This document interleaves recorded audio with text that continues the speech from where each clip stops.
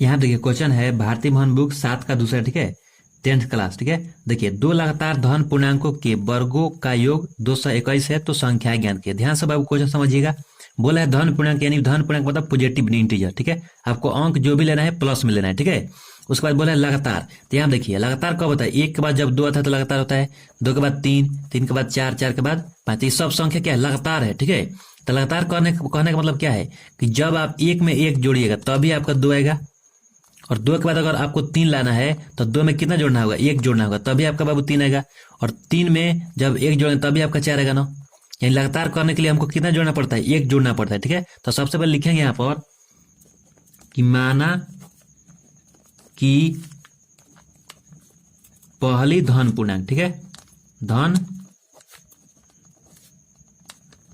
पूर्णांक, पहली धन पूर्णांक क्या माने बाबू, एक्स मान लिए, ठीक है।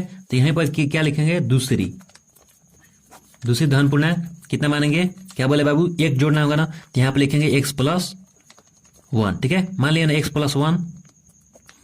अब देखिए बोल रहा है कि वर्गों का योगफल कितना है, 221 है, मतलब दोनों का वर्ग का मतलब स्क्वायर, ठीक है। एक्स में एक्स से गुणा करेंगे और एक्स प्लस वन में एक्स प्लस वन से गुणा करेंगे, ठीक है। तो यहाँ पर कैसे होगा, एक्स स्क्वायर होगा, और क्या बोला है, योग का मतलब होता है जोड़, तो प्लस एक्स प्लस वन का स्क्वायर बराबर कितना आएगा आपका 221, ठीक है। अब क्या करते हैं, देखिए एक्स स्क्वायर प्लस ए प्लस बी के फॉर्मूला पर तोड़ देते हैं, ए प्लस बी का जो होल स्क्वायर होता है a square plus 2b plus b square, इस पर तोड़ देते हैं। तो यहाँ पर x square plus 2x plus 1 बराबर 221। अब एक्स स्क्वायर जो जोड़ेंगे तो कितना होगा, 2x स्क्वायर और प्लस 2x, इस 1 को बराबर के इधर भेजेंगे तो कितना होगा बाबू, 221 में से 1 क्या होगा, घटेगा। यहाँ पर 2x स्क्वायर प्लस 2x और यहाँ पर होगा 220। अब क्या करते हैं कि देखिए यहाँ पर दो कॉमन करते हैं, तो दो जब कॉमन करेंगे तो कितना होगा, एक्स स्क्वायर होगा और x, और 220 को कैसे लिख सकते हैं, 110 मल्टीप्लाई 2, या 2 यहाँ पर क्या है, अब देखिए गुणा में तो बराबर के जब इस साइड में क्या होगा, भाग होगा, तो भाग होता ही कट जाएगा, ठीक है। तो यहाँ पर कितना बचेगा, एक्स स्क्वायर प्लस एक्स, और 110 को इधर ला लीजिए, तो यहाँ पर साइन नहीं देता, किस में है, प्लस में है, तो इधर आएगा तो माइनस होगा, तो माइनस कितना 110 बराबर 0। अब क्या करते हैं, इसका हम गुणनखंड निकालते हैं, ठीक है।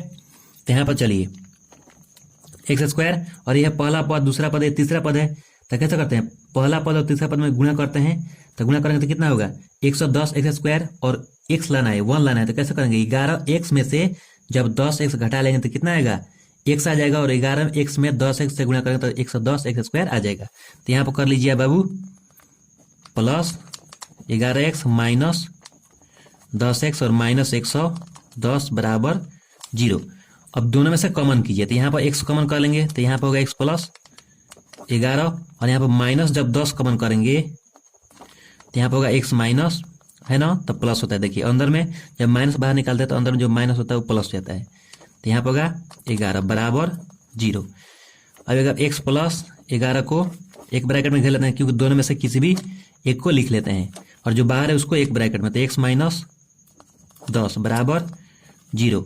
अब देखिए x प्लस जो 11 है ना, एक बार करेंगे इसको 0 के बराबर, तो प्लस है तो दे दीजिएगा, तो क्या होगा माइनस, तो x बराबर माइनस 11, और x माइनस 10 को एक बार 0 के बराबर, तो x बराबर कितना होगा प्लस 10, ठीक है।